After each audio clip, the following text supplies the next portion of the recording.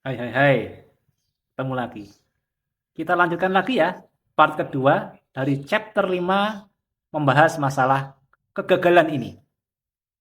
Jadi, apa yang kita bisa ambil daripada penelitian Osawa dan Miyazaki masalah value of death ini?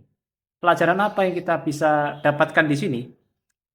Kita lihat di sini ya, bahwasanya kegagalan itu terutama terjadi pada waktu fase komersialisasi, di mana ketika problem solution fit itu mulai diharapkan bertransformasi ke product market fit.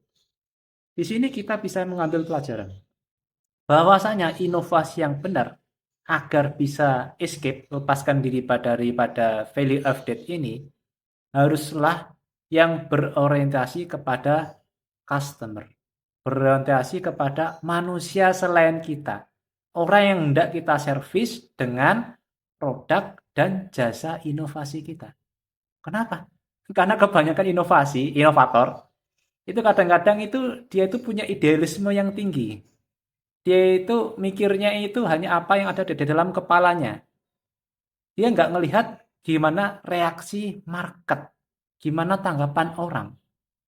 Kalau inovasi hanya berorientasi kepada apa yang ada di kepala kita, idealisme kita saja, maka dan tidak mempertimbangkan kenyataan gimana pengennya market agar kita bisa iterasi, kita kesempurnakan lagi, maka umumnya itu inovasinya itu gagal. Inovasinya hanya idealisme saja yang akan mati di valley of death. Maka disinilah pentingnya kita memahami inovasi dengan orientasi customer. Customer orientation in innovation. Not just customer based on our idealisme saja. Ini penting kalau kita ingin berinovasi yang sukses. Sekarang kenapa sih yang kok dijadikan contoh masalah kegagalan berinovasi itu kisah Alice in Wonderland? Kenapa kok nggak misalnya Harry Potter aja? Harry Potter kan juga dunia baru, imajinatif, kreatif, dunia magic dan seterusnya. Kenapa kok Alice in Wonderland? Jawabannya kan ada di akhir cerita daripada Alice in Wonderland sendiri. Kalau Harry Potter kan dia menang melawan Voldemort kan. Tapi tahu nggak kalian bagaimana akhir cerita daripada si Alice in Wonderland itu? Akhir daripada cerita Alice in Wonderland in original story itu ternyata dia kemudian bangun dan dia sadar ternyata dunia yang indah, kreatif, imajinatif, inovatif itu semua hanya mimpi dia saja. Tapi ada pelajaran-pelajaran yang bisa kita ambil daripada cerita Alice in Wonderland itu.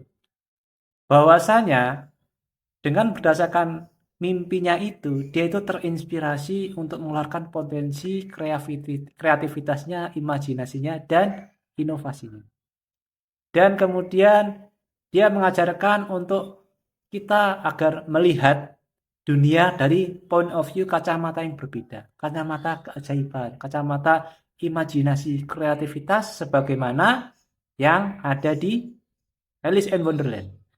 Tetapi jangan lupa bahwasanya kisah ketika Alice kemudian terbangun dari mimpinya itu juga akan mengajarkan kita untuk masalah value of death. Alice, wake up! Please wake up, Alice! Alice! Please wake up, Alice! Alice! Alice! Alice! Alice! Alice, will you kindly pay attention and recite your lesson? How doth the little crocodile improve his shining tail and pour the waters of the... Alice, what are you talking about? Oh, I'm sorry, but you see, the caterpillar said... Caterpillar? Oh, for goodness sake. Alice, Oh, well. Come along, it's time for tea.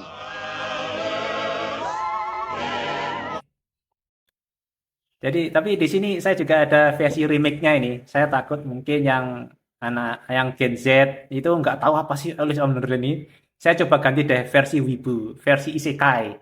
Jadi kalau versi Isekai-nya itu seperti misalnya Alice itu disummon ke suatu dunia yang lain, Isekai.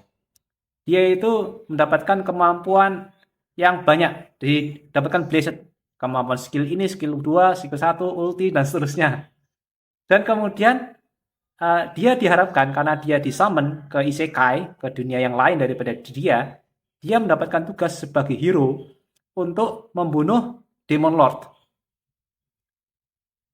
Di isekainya itu, Alice memahami bahwasanya pengalaman dia, keahlian dia ketika di dunia nyata dia suka bermain MMORPG, Massively Multiplayer Online Role Playing Game, ataupun mungkin juga bermain MOBA yang lain. Dia itu ternyata kreativitas pemahaman di situ yang sebenarnya hanya dunia imajinasi game ternyata bermanfaat untuk di isekai. Di sini kita juga bisa ngambil pelajaran, walaupun pada akhirnya Alice sebagai hero yang disummon di isekai tidak bisa gagal membunuh Demon Lord-nya, tetapi di sini kita belajar bahwasanya di isekai kesempatan kita untuk menjadi from zero to hero dengan kreativitas kita, kemampuan kita dan inovasi kita itu ada, ya, bisa diaktualisasikan. Jadi janganlah kita menyerah untuk berinovasi dan selalu berkreativitas. Nah, ini versi isekai-nya si Alice in Wonderland kurang lebih seperti itu. Jadi kira-kira sudah terjawabkan kenapa kok saya lebih memilih permisalan kisah Alice in Wonderland dibandingkan Harry Potter dalam menjelaskan masalah Valley of Death. Tapi sekarang timbul pertanyaan, Bang, dari tadi kok kisahnya surem mulu sih, yang gagal mulu nih. Coba dong, kasih kisah-kisah dan bukti nyata orang-orang yang berhasil berinovasi dan melewati Valley of Death ini. Nah, oke, kita jawab. Kita jawab dulu ke yang kisahnya dulu, kita beralih ke multiverse ya. Dari di Alice Multiverse, akhirnya secara gambarannya, dia kemudian bangun, sama seperti yang dulu bangun dari mimpinya, dia menganggap itu mimpi. Ternyata apa yang ada di Wonderland terjadi kenyataan di dunianya. Ini memberikan satu pelajaran bahwasanya jika kreativitas kita, imajinasi kita itu berhasil diterima sebagai inovasi yang applied di dunia nyata kita, maka kita artinya itu sukses berinovasi. Our dream come true. Jadi tidak ada suatu kreativitas yang sia-sia. Nah, tapi ini Alice in Multiverse ya, multiverse ya. Sementara kalau di isekai-nya, plot twist-nya itu ternyata unik. Khusus untuk wibu ya, yang paham, kalau nggak paham ya sudah. Jadi ternyata Demon Lord-nya itu, plot twist-nya itu, ternyata itu dia sama-sama orang asing, sama-sama satu dunia dengan Alice, yang dia disummon ke isekai. Tetapi di isekai, si Ningen, manusia yang awal ini kemudian jadi Demon Lord ini, dia itu orang-orang tidak bisa menerima kreativitas dan imajinasinya dalam berinovasi. Makanya karena dia mungkin marah, orang baik yang disakiti, maka dia menjadi orang jahat, maka dia akan berubah menjadi Demon Lord. Tapi singkat cerita, hero dan Demon Lord-nya akhirnya saling memahami, oh kamu ternyata sama dengan aku. Akhirnya malah bekerja sama. Dan dia berhasil mengalahkan dengan kerjasamanya itu the real culprit, orang jahat yang sesungguhnya ada di isekai ini. Dan kemudian setelah itu karena berhasil mengalahkan penjahat yang sesungguhnya, mereka kembali ke dunia nyatanya dengan menggunakan skill dan pengalaman mereka di isekai, dan mereka berhasil mengembangkan kreativitas imajinasi yang mereka pelajari di dunia isekai menjadi suatu successful innovation di dunia nyata. Ini kalau yang versi berhasilnya secara kisah per kisah. Sekarang bagaimana dengan yang dunia nyata?